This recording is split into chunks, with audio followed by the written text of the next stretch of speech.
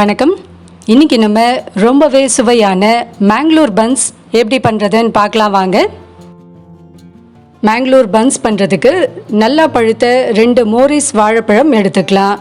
வாழைப்பழத்தோட தோலை நீக்கிட்டு சின்ன சின்ன துண்டுகளாக கட் பண்ணிவிட்டு மிக்சி ஜாரில் போட்டு ஒரே ஒரு சுற்றி எடுத்துக்கலாம்.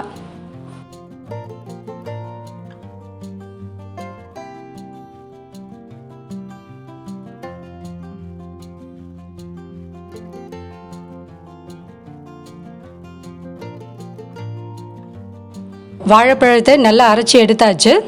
இப்போ இந்த வாழைப்பழத்துலேயே 1/2 ஸ்பூன் உப்பு, 5 ஸ்பூன் சர்க்கரை, 1/2 ஸ்பூன் பேக்கிங் சோடா, ஒரு சின்ன கப் அளவுக்கு தயிர், இது எல்லாத்தையும் சேர்த்து மறுபடியும் ஒரே ஒரு சுற்றி எடுத்துக்கணும்.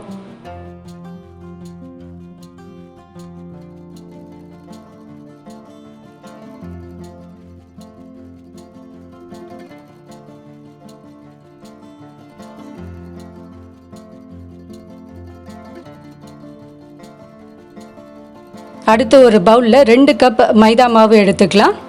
ஆத்தென்டிக் மேங்களூர் பன்ஸ் மைதா மாவில் தான் பண்ணுவாங்க.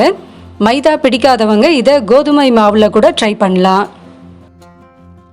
மைதா மாவுலேயே 1 ஸ்பூன் சீரகம் சேர்த்துட்டு நம்ம அரைச்சி வச்சுருக்க அந்த வாழைப்பழ விழுதை இதில் கொஞ்சம் கொஞ்சமாக சேர்த்து நல்ல இதை பன்னு மாவு பதத்துக்கு பிசைஞ்சு எடுத்துக்கணும்.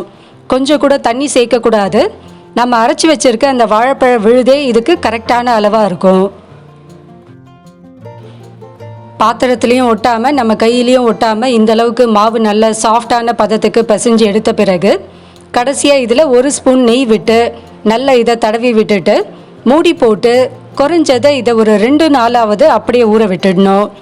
வெளியே வைக்காமல் இதை ஃப்ரிட்ஜில் எடுத்து வச்சிடணும். ஃப்ரிட்ஜில் வச்சுட்டு 2 நாள் கழித்து நம்ம பன் பண்ணோன்னா நல்லா சாஃப்டான பன் கிடைக்கும். மாவு 2 நாள் கழித்து இப்போ நம்ம ஃப்ரிட்ஜில் இருந்து எடுத்து வச்சாச்சு. ஒரு 10 நிமிஷம் மட்டும் நல்ல ரூம் டெம்பரேச்சர் வந்த பிறகு இந்தளவுக்கு உருண்டைகளை எடுத்து லேசாக கொஞ்சம் மாவை தொட்டு பெரிய சைஸ் பூரிகளாக திரட்டி எடுத்துக்கணும். இது கொஞ்சம் திக்கான பூரிகளாக திரட்டி எடுத்துக்கணும். ரொம்ப அழுத்தி தேய்க்கக்கூடாது, கொஞ்சம் மேலோட்டமாக தேய்ச்சாலே போதும்.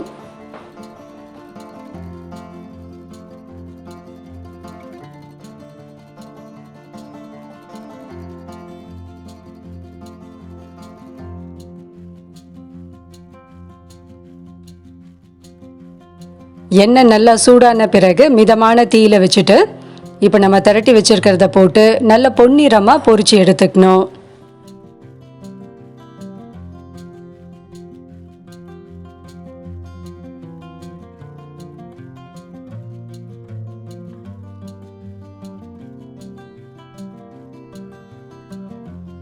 ரொம்பவே ஃபென்டாஸ்டிக் சுவையில் மேங்களூர் பன்ஸ் ரெடி ஆயிடுச்சு.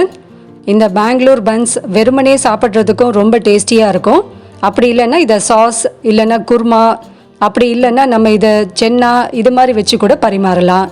ரொம்ப டேஸ்டியான இந்த மேங்களூர் பன்ஸ் ரெசிபியை கண்டிப்பாக இதே மெத்தடில் ட்ரை பண்ணி பாருங்கள்.